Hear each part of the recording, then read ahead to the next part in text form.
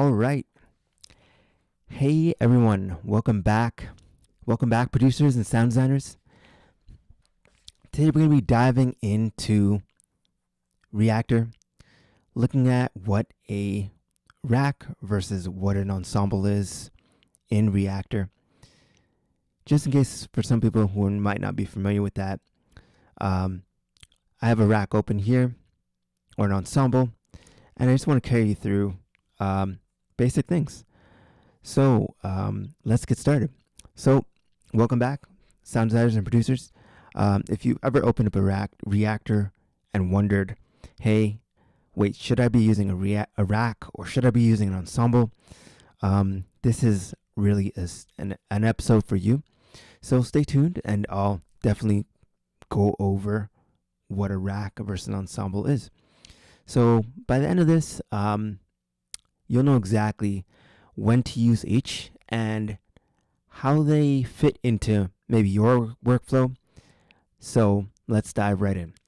So I've got a rack open here and I've loaded in a few things, but we can start a fresh one. I'm just going to pull some things in that I think would be useful to build out a little demo Reaktor rack. So I'm going to go to the bento box collection, and then I'm going to I'll bring an oscillator, an envelope, a filter. We'll also bring in, we need a note in as well. And I think that would be it. One more thing. Our VCA out, and I think that's good for now. So I'm just going to patch it up. I'm not going to go through the patching process so much right now because I have other sessions where I've covered how to patch together your Reaktor blocks. So feel free to go back and watch those, but just a short overview of that. We're going to use an oscillator, we're going to use the envelope, we're going to use a filter, we're going to use an amp, and we're going to use a note in to send signal into our actual device.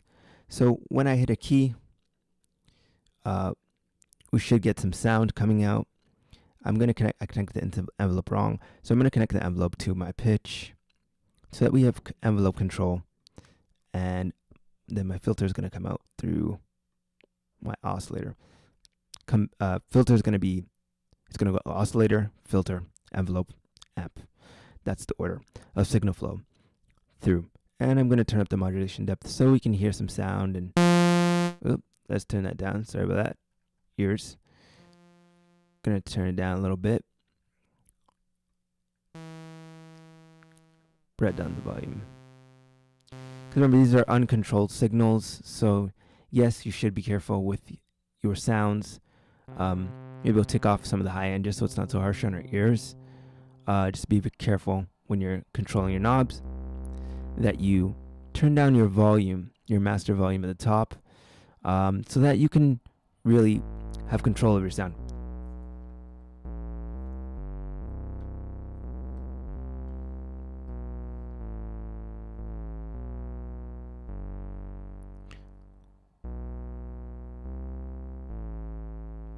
Okay, so I'm just dialing in.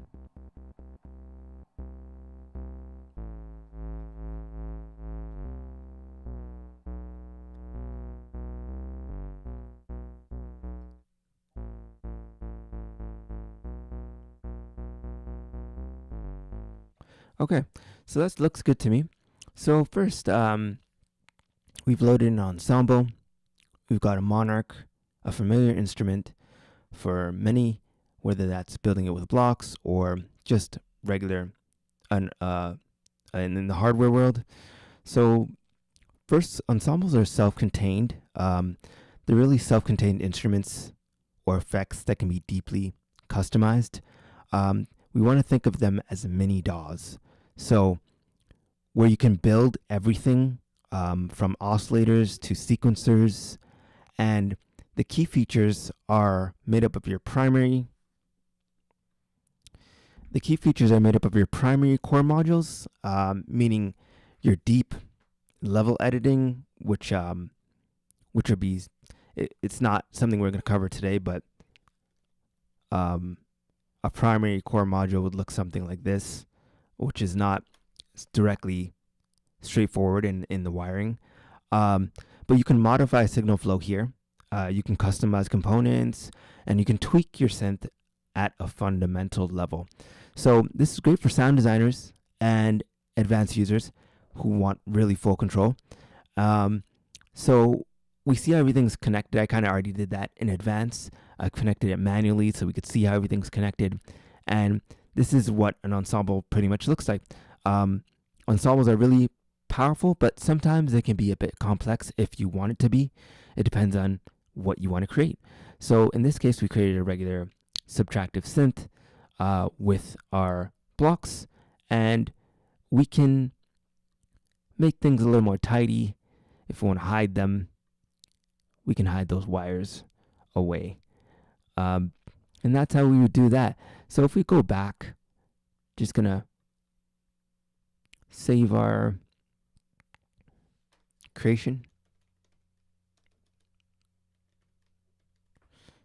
So we save that. If we go back, we open a new rack instead of an ensemble. You can see it's a totally different interface. There's actually something there. I've shown you how to build the Reaktor ensemble view. We know that it's customizable, and we know that we can build unique sound engines from scratch. And you can have precise control with ensembles as well. Just continuing to talk about them. But if you want a quick modular synth setup, and you're focused on performance and fast patching, you don't really need that deep customization that you get with your ensembles. You can create just as deep, or let's say not as deep, but still powerful, modular workflow using your racks. So that's the main difference between them. Other than that, they pretty much do a very similar thing. If we're looking here, we can see that racks, the difference here for me, my main difference is that I can pretty much, when I bring blocks in, I can visualize them. This might be easier for people building out their racks for the first time. You can see what you're doing. Like, you can still see in your ensembles, but it allows for a deeper level of customization.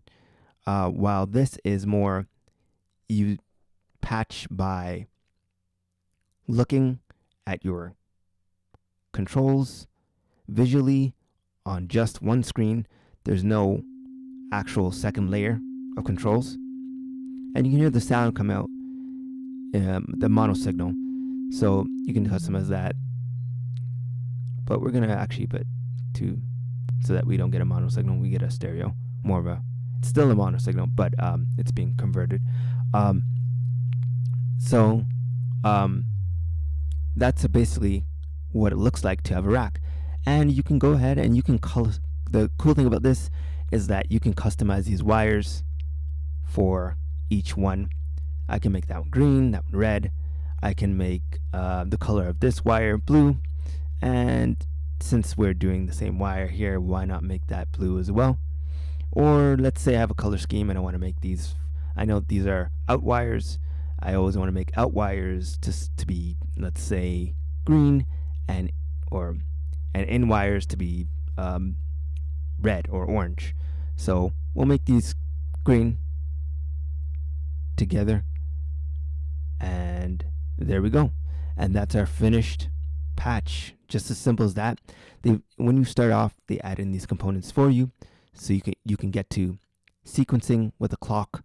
They've added a note in, a clock, stereo levels out, and in and out ports for you to use, so you don't have to go in and fiddle with controls over time. You can just create something on the fly, and that's that.